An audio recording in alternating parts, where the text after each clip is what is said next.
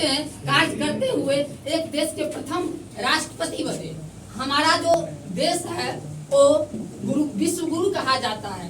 इसीलिए विश्व गुरु कहा जाता है कि आप एक रामशंकर शर्मा जी थे जो हमारे 1994 से 94 के राष्ट्रपति थे, है ना। वो जब विदेशी दौरा पे गए थे तो उस देश का ऐसा प्रोटोकॉल था कि वहाँ जो है कोई भी कितना भी बड़ा कोई गेस्ट क्यों ना आए उसको मतलब प्रधानमंत्री उसको लाने के लिए नहीं जाता था।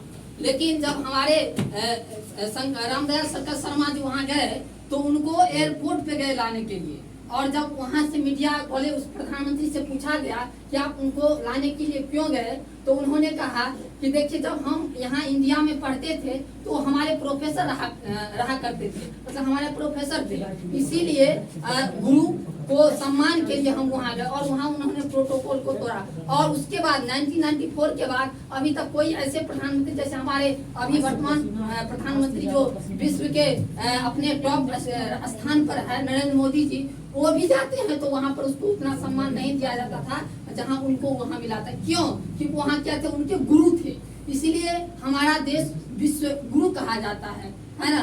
तो हमारा देश ऐसा गुरुओं का देश रहा है और बहुत ऐसे संत महात्मा इस देश से आए हैं और उसी में से हम लोग भी हैं। हमारा भारत सबसे बड़ा मतलब संस्कृति में सबसे आगे है, इसीलिए हम लोग जो हैं जो इतने सभ्य है और संस्कृति है। हम लोग जिस अभी तक जहाँ पर हम पहुँचे हैं, है ना, वो न किसी गुरु का हाथ है। चाहे हम भी यहाँ तक आए हैं उसमें भी किसी गुरु का हाथ है। जैसे पहला जो गुरु होते हैं वो माता पिता होते हैं और उसके बाद जो हम लोग स्कूल पहुँचे वो भी गुरु हुआ।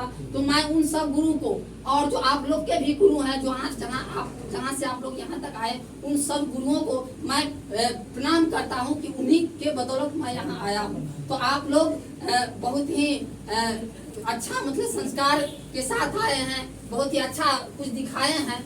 आप लोग को बहुत बहुत धन्यवाद देता हूँ और मैं आप लोगों से यही शुभकामना देता हूँ कि आप लोग भविष्य में कुछ करके दिखाइए। जब तक आप कुछ करके नहीं दिखाइएगा तो दुनिया सुनता नहीं है, दुनिया देखना चाहता है। इसीलिए अगर आपको भविष्य में कुछ करना है तो आपको मेहनत करना होगा, है ना। इसीलिए आप लोग दिन रात मेहनत कीजिए, बिना मेहनत का कुछ नहीं मिलता है। जब तक मेहनत नहीं कीजिएगा ना भाग आपको ज्यादा साथ नहीं देता है। भाग उस तरह जैसे लिफ्ट है,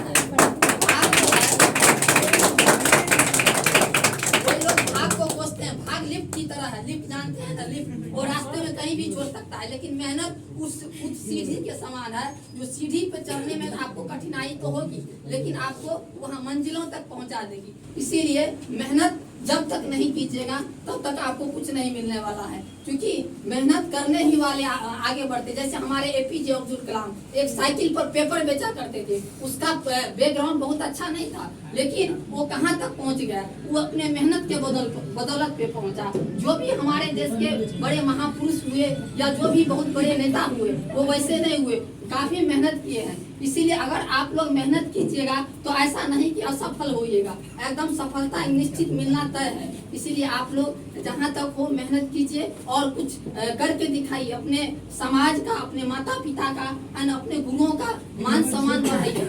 इसीलिए कि आपके माता पिता और आपके समाज आपके लिए बहुत ही मतलब इच्छा जताए, बहुत ही उम्मीद है आप सबों पर। इसीलिए आप लोग से मैं यही विनती करता हूँ, निवेदन करता हूँ कि आप लोग ने इतना मेहनत करके यहाँ पर पढ़ रहे हैं, इसलिए ऐसे नहीं कि सीधे पढ़िए, कुछ करके दिखाइए, है ना, तो भी आपको कुछ दुनिया पहचानेगा। जब तक आप कुछ करके दिखाइएगा नहीं तब तक दुनिया नहीं पहचानेगा। इसीलिए मैं